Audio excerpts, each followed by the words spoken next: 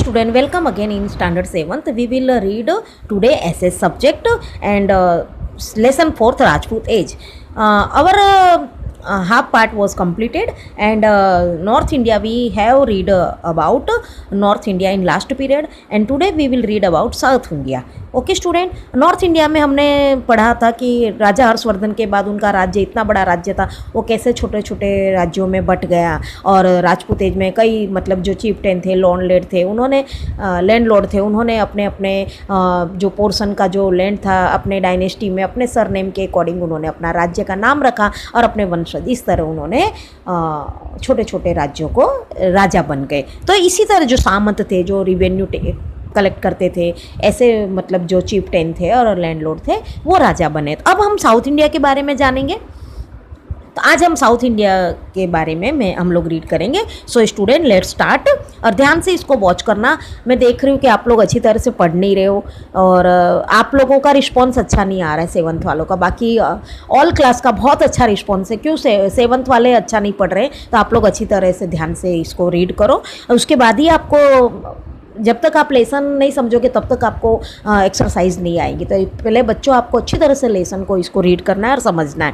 Okay, during the Rajput era many big and small state were stabilised in South India. Rajput era के समय बहुत सारे छोटे छोटे जो राज्य थे वो साउथ इंडिया में कई राजाओं ने राज किया। After the demise of Pulakeshi two के बाद कई छोटे छोटे राज्यों में कन्वर्ट हुआ उनका जो वास्ट स्टेट था। His vast empire integrated into smaller state. उनका जो बड़ा जो राज्य था वो छोटे छोटे अलग अलग स्टेट में कन्वर्ट हो चुका था उनके डेथ के बाद, पुलकेशी टू के। The reign of many rulers of the Chalukya dynasty in noteworthy. इनमें कई जो चालुक्य डायनेस्टी के राजा थे उनका भी उल्लेख किया गया है हिस्ट्री में। वो बहुत मतलब पावरफुल राजा थे, कई मैनी रूलर चालुक्य डायनेस्टी के। तो उनका नोटवर्दी मतलब उल्लेख किया गया है। The kingdom of the Pallav and the Chola dynasty are also included in the state of South India. South India के राज्यों में पल्लव और चोला डायनेस्टी के राज्यों का भी उल्लेख किया गया, उनके शासन का भी नाम लिया गया है, जिक्र किया गया है। Narasimha Varma was a strong ruler of the Pallava dynasty. Pallava dynasty के जो स्ट्रॉन्ग रूलर थे उनका नाम था नरसिंह वर्मा। तो उन रूलर्स में से एक नरसिंह वर्मा जो पावरफुल थे वो थे पल्लव डायनेस्टी के Narasimha Varma. The emperors of this dynasty were lover of art and literature. जो पल्लव डायनेस्टी के जो एम्पायर से राजा थे वो आर्ट और मतलब कला प्रेमी और शिक्षा प्रेमी माने जाते थे। The Kailashnath temple of Kanchi is the best example of Pallava architecture. Pallava architecture का एक बेस्ट नमूना जो कांची में आज कैलाशनाथ का मंदिर है वो बहुत ही अच्छा आर्किटेक्चर का एक अच्छा एग्जाम्पल हम कह सकते हैं जो पल्लव डायनेस्टी के द्वारा बनाया गया था। The Chola dynasty also ruled in the south. Chola dynasty ने भी साउथ में रूल किया था। तेंजोर वॉज देयर कैपिटल। ये तेंजोर भी एक साउथ इंडिया जो तमिलनाडु है वहीं पे एक मतलब स्थान है, जगह है, सिटी है, तो वो उनकी कैपिटल थी। The rulers of Chola dynasty attacked Ceylon and annexed many territories. जो चोला डायनेस्टी के राजा थे उन्होंने सिलोन में भी अटैक किया था और वहाँ के कई क्षेत्रों को उन्होंने अपने कब्जे में एनेक्स्ट यानी हड़प लेना या अपने नियंत्रण में करना, और वहाँ के कई जो जगह थी, कई क्षेत्र थे, उनको अपने अंडर में उन्होंने कंट्रोल किया था। The Chola had powerful navy. जो चोला डायनेस्टी थी ना उनके पास बहुत पावरफुल नेवी थी, उन्होंने अपने बहुत पावरफुल नेवी रखी गई। क्यों? Because of which they could attack countries even across the sea. वो उन लोग ने इसलिए रखी थी कि वो सी यानी समुंदर के उस पार जितनी भी जो कंट्रियाँ थी उस पर वो मतलब उनको भी आक्रमण कर सके। तो मतलब जो चोला डायनेस्टी थी उनका मतलब जो राज्य था वो सी के अक्रॉस द सी के उस पार भी वो अटैक करते थे और उन राज्यों को, इसीलिए उन्होंने अपनी नेवी को स्ट्रॉन्ग बना रखा था कि नेवी कहाँ पर काम करती है, सी में। तो अपनी नेवी को स्ट्रॉन्ग बनाने का उनका मेन उद्देश्य यही था कि सी के उस पार जो कंट्री थी, जो क्षेत्र थे, उन पर भी अटैक करना और उनको भी अपने अंडर कंट्रोल में लेना। Rajaraja one adapted a very systematic way of administration. जो चोला डायनेस्टी के जो राजराज वन थे ना, उन्होंने इतना अच्छा सिस्टमेटिक अपने व्यवस्था, जो बहुत ही उनकी जो व्यवस्था थी राज्य की, वो बहुत ही अच्छी सिस्टमेटिक रूप से उन्होंने अपना रखी थी। He started with the measurement of land and local self government. उन्हीं वो जो राजराज वन थे, उन्हीं के समय से लैंड का मेजरमेंट भी स्टार्ट हुआ। लैंड का मेजरमेंट होता है ना, 1 बीघा 1 स्क्वायर किलोमीटर, ये जो हम लोग जो लैंड को मापते हैं, तो वो मापने का जो दृष्टिकोण है, तो उन्हीं के टाइम से, मतलब राजराज वन के एडमिनिस्ट्रेशन के दौरान ही ये स्टार्ट हुआ था लैंड को मापने का। जो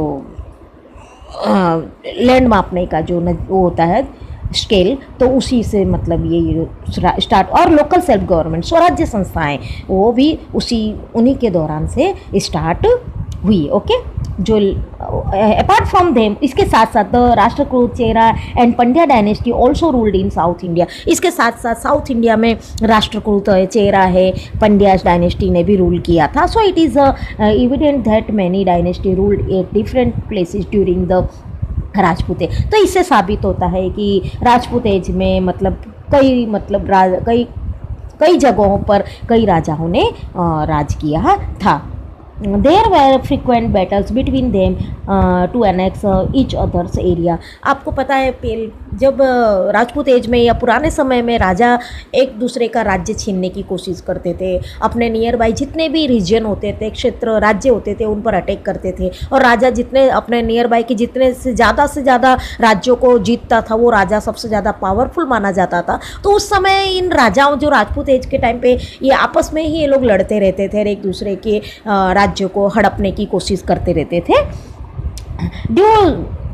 due to the internal conflicts there was no unity among them. अब ये आंतरिक झगड़ों के कारण उन राजाओं के आपस में कोई एकता नहीं थी। Foreign invaders took advantage of. अब जब आपस में एक लड़ते रहते थे, तो ये राजाओं में कोई यूनिटी थी नहीं, एकता नहीं थी, तो इसका फ़ायदा, इनके झगड़ों का फ़ायदा बाहर वालों ने उठाया, फॉरेन वालों ने उठाया, और फॉरेन वालों ने आक्रमण करके इसका फ़ायदा उठाया। We will discuss the administration and culture during the Rajput era in the next unit. हम लोग राजपूत एरा के एडमिनिस्ट्रेशन के बारे में, उनके कल्चर के बारे में अगले नेक्स्ट यूनिट में हम उसका डिस्कशन करेंगे। Okay student, things to know. Rulers of Rajput dynasty is medieval मध्यकालीन युग में जो राजपूत रूलर्स हुए, उनके बारे में हम जानेंगे। Utpala dynasty ruled in Kashmir में उत्पला डायनेस्टी ने रूल किया था। Salambha, Harjara Varma, Vanamala Varma etcetera ruled in Kamrup, जो आसाम में है। Nagabhata one, Devraj, Mihir Bhoj, Mahendra Pal etcetera were the great rulers of Pratihara. Shahiya dynasty ruled in Gandhara, जो गंधार आज की तारीख में जो कंधार माना जाता है। क्या माना जाता है? कंधार, जो अफगानिस्तान में है। चंदेल रूल्ड इन बुंदेलखंड आज भी यूपी का हिस्सा है, उसमें चंदेल राजाओं ने रूल किया था। In the beginning Tomar ruled in Dhillika यानी दिल्ली, और शुरुआत में तोमर राजाओं ने दिल्ली पे अपना राज्य किया था। उसके बाद प्रतिहार डायनेस्टी ने उनसे वो राज्य छीन लिया था। Rashtrakuta rule south India with the fall of Chalukya dynasty के पतन के बाद साउथ इंडिया में राष्ट्रकूट ने रूल किया। राष्ट्रकूट डायनेस्टी ने वहाँ पे राज्य किया। Rashtrakuta came to power. Rashtrakuta means head of a state of area. वो लोग पावर में आए थे, राष्ट्रकूट डायनेस्टी। राष्ट्रकूट का मतलब होता है कि स्टेट का जो हेड होता है, जैसे चीफ, उसको उस एरिया का head. It is believe that the founder of this dynasty was an officer of that community and hence the dynasty was named after him. ऐसा माना जाता है कि राष्ट्रकूट का मतलब हेड ऑफ स्टेट, तो एक ऑफिसर था। ये बिलीव किया जाता है कि इस डायनेस्टी का एक बहुत बड़ा ऑफिसर था, उस कम्युनिटी का हेड था, उसने अपने नाम पर ये डायनेस्टी का नाम रखा था, Rashtrakuta. Out of many rulers Govind III was the most powerful king. इनमें से कई रूलर्स में से जो गोविंद III था, वो मोस्ट पावरफुल राजा कहलाया गया। In the 8th century he stabilized a powerful kingdom in the Deccan. और 8वीं सेंचुरी में जो ये गोविंद III राजा था, कौन सी डायनेस्टी का था? राष्ट्रकूट डायनेस्टी का। उसने 8वीं सेंचुरी में अपने किंगडम इन द डेक्कन अपने पावरफुल किंगडम को बढ़ाया कहाँ पर, डेक्कन में। Deccan is the south part, okay. तो वहाँ पर उसने अपना राज्य को बहुत पावरफुल राज्य बनाया गोविंद III ने। The Pandyas also ruled over South India. South India में पंड्या डायनेस्टी ने भी रूल किया। The Pandya dynasty is believe to be very ancient. माना जाता है कि पंड्या डायनेस्टी जो थी वो बहुत एंशियंट, मतलब पुराने समय को ज़्यादा मतलब वो करती थी, क्या वेरी माना जाता है कि वो बहुत ही एंशियंट डायनेस्टी थी। और Megasthenes is the Greek traveller. जो ग्रीक ट्रैवलर मैगस्थीन नाम है, कौन है, ग्रीक ट्रैवलर था। Not set females use to rule in its this community. उन्होंने ये बात लिखी है, नोट की है कि जो ये पंड्या डायनेस्टी थी ना उसमें फीमेल रूल करती थी। कौन करती थी, फीमेल। तो the inscripts on emperor Ashoka also contain references to the Pandya. जो एम्पेरर अशोक ने जो अपने इंस्क्रिप्शन छोड़े हैं अपने लेख में, इनका उदाहरण दिया है पंड्या डायनेस्टी के बारे में। उन्होंने इसका उदाहरण मतलब इसका उल्लेख किया है अशोका ने भी अपने लेख में। The Pandya ruled in present day Madurai and Tirunelveli in Tamil Nadu. जो पंड्या ने जो उस समय जो रूल किया था तमिलनाडु में, तो वो राज्य थे मदुराई एंड थिरुनेलवेली। तो आज की तारीख में उनका नाम मदुराई है और थिरुनेलवेली है। इसमें पंड्या का रूल था। Cheras under ruled over South India. Chera dynasty ने भी साउथ इंडिया में, चेरा जो आज का जो केरला है उसको पहले पुराने समय में चेरा कहा जाता था, उनका भी रूल था साउथ इंडिया में। Chera is known as Kerala. In ancient time Kerala was part of the Tamil Nadu. पुराने समय में जो केरला था वो तमिलनाडु का ही हिस्सा था, इसलिए जो पूरा साउथ इंडियन की बात करें तो तमिलनाडु का ही मेन जिक्र किया जाता है। Later on Kerala on Malayalam state से, उसके बाद तमिलनाडु से केरला बोलो या मलयालम स्टेट को अलग किया गया। केपालपुत्र राज्य is mention in the inscript of Ashoka. Ashoka ने अपने लेख में केपालपुत्र राज्य का भी उल्लेख किया है। एथन टू, क्या नाम था राजा का, Athan two was the first strong ruler of this dynasty. जो केपालपुत्र राज्य थे तो उनमें जो अशोक ने जो जिक्र किया उसमें सबसे एथन टू नाम का जो राजा था वो बहुत ही पावरफुल राजा था इस डायनेस्टी में, केपालपुत्र में से। Cheran Senguttuvan was a powerful ruler of this dynasty. और Cheran Senguttuvan was a powerful ruler of, इस डायनेस्टी में एक राजा था चेरन सेतुंगन, वो भी बहुत पावरफुल राजा कहलाए। ओके, तो ये सब साउथ इंडिया में जिन्होंने राज किया उनकी बातें की गई है। तो उसमें मतलब पंड्या डायनेस्टी का भी उल्लेख किया गया, चेरा डायनेस्टी का भी उल्लेख किया गया, केपालपुत्र राज्य जिसमें इन्होंने चेरा वंशज ने जो राज्य किया था उसका भी मतलब अशोका राजा के द्वारा उल्लेख किया गया है। और जो पंड्या डायनेस्टी थी उसमें फीमेल राज करती थी, इसका उल्लेख किया गया। और वो उनकी जो पंड्या थे ये बहुत ही मतलब एक ग्रीक ट्रैवलर मैगस्थीन ने ऐसा कहा गया कि वो बहुत ही एंशिएंट टाइम से मतलब थे, ये मतलब ऐसा बिलीव किया गया है। Things to know dynasty of south India in the medieval period. अब मिडियल पीरियड में उन साउथ इंडिया की डायनेस्टी के बारे में हम जानेंगे। Chalukya ruled Vatapi.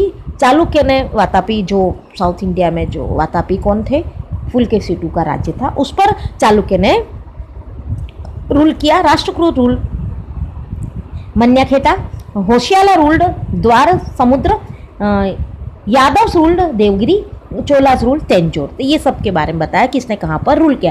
Pride of Rajput. अब हम राजपूत के स्वाभिमान के बारे में, उनके रूलर्स के गर्व के बारे में हम जानेंगे, गर्व गाथा के बारे में जानेंगे। जो राजपूत रूलर्स थे वो उनका कैसा मतलब उनके सिद्धांत थे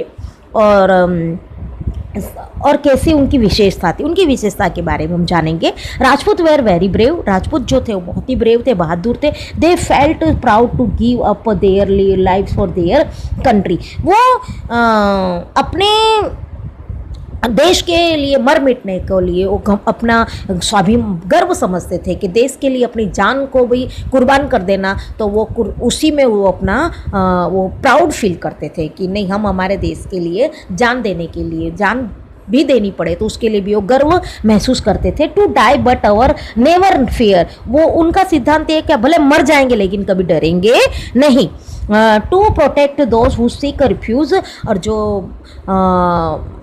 मतलब उन जो रिफ्यूजन है, जो ठुकराए गए होते हैं, जो बेसहारा होते हैं, उनको वो सुरक्षा करते थे, उनकी सुरक्षा करते थे। To speak the truth and fight for truth were their special traits, सच्चाई के लिए लड़ना, सच बोलना, ये सब उनकी स्पेशल विशेषता थी। किन में? राजपूत रूलर्स में। Rajput women, Rajputani were known for their chastity and fearlessness. जो राजपूतानियाँ होती थी, वीरंगनाएँ, वो अपने सतीत्व के लिए और अपनी निडरता के लिए बहुत ही जान प्रसिद्ध थी। मतलब कि उस समय वो, अभी मैं आपको आगे पढ़ाऊंगी क्यों सतीत्व के लिए और अपने निडरता के लिए फेमस थी। जैसे कि they send their husband, sons and brother to the battlefield with a smiling face. इतनी मतलब फियरलेसनेस थी कि वो अपने पति को, अपने भाइयों को, अपने पुत्रों को हंसते चेहरे से, मतलब हंसते हुए वो अपने बैटल फील्ड में उनको विदा करती थी। Okay, they were so brave that if need be, वो इतनी बहादुर थी कि जरूरत पड़ने पर they would fight on the battle field. अगर जरूरत पड़ने पर वो खुद भी बैटल फील्ड में बैटल करने पहुंच जाती थी। युद्ध रण क्षेत्र में वो खुद भी युद्ध के लिए चली जाती थी अगर जरूरत पड़े तो। इतनी उनकी चेस्टिसिटी थी कि सतीत्व और फियरलेसनेस। सतीत्व का मतलब, चेस्टिसिटी का मतलब होता सतीत्व और फियरलेसनेस का मतलब होता निडरता। इतनी निडर थी और ज़रूरत पड़ने पर खुद भी बैटलफील्ड में लड़ाई करने पहुंच जाती थी। They preferred jauhar to burn alive, और वो हमेशा जौहर यानी एक साथ कई वीरांगनाएं जो राजपूतानियाँ होती थी, कई लेडीज़ जो वो एक साथ अग्निकुंड में, बहुत बड़ा अग्निकुंड होता था और उसमें जिंदा कूद जाती थी। जब जरूरत पड़े तो वो तैयार रहती थी। कैसे? If their husbands were defeated और अटेन मैरिटाडोम इन वॉर, अगर उनके पति हार जाए और मार्टियरडोम यानी शहीद हो जाए युद्ध में, तो वो दूसरे राजाओं या किसी अदर्स के हाथों नहीं आती थी और जिंदा ही अग्निकुंड में अपने आप को समर्पण कर देती थी। तो उसको बोलते जौहर। तो ये थी राजपूतानियों की विशेषता, जो हंसते हंसते अपने पति को, अपने भाइयों को, अपने बेटों को बैटल फील्ड में भेजती थी। खुद भी बैटल फील्ड में ज़रूरत पड़ने पर जाती थी और ज़रूरत पड़े तो जौहर भी करती थी अगर उनके पति शहीद हो जाए, राजा हार जाए तो। The heroic stories of the Rajput age are engraved in golden letters in the history of India. इस तरह कई मतलब यश गाथाएँ उनकी जो है, स्टोरी हैं, जो गोल्डन अक्षरों में, सुनहरे अक्षरों में इतिहास में लिखी गई हैं। तो बच्चों, हमने आज ये साउथ इंडिया और इसके बारे में जाना, और नॉर्थ इंडिया और साउथ इंडिया में किस तरह मतलब राजा हर्षवर्धन और पुलकेशी II के बाद छोटे छोटे राज्यों में राजाओं ने राज किया और आपस में लड़ते हुए दूसरे लोगों को मौका दिया। और इस तरह हमारा देश में कई इन्वेडर्स आए, हमलाखोर आए, आक्रमण किया और हमारा देश कई बार हम ही लोग उनके गुलाम बन गए हमारी कमियों से। ओके स्टूडेंट, तो ये आपका लेसन फिनिश होता है और आपको इसको ध्यान से पढ़ना है और बाद में मैं आपको एक्सरसाइज सेंड करूँगी।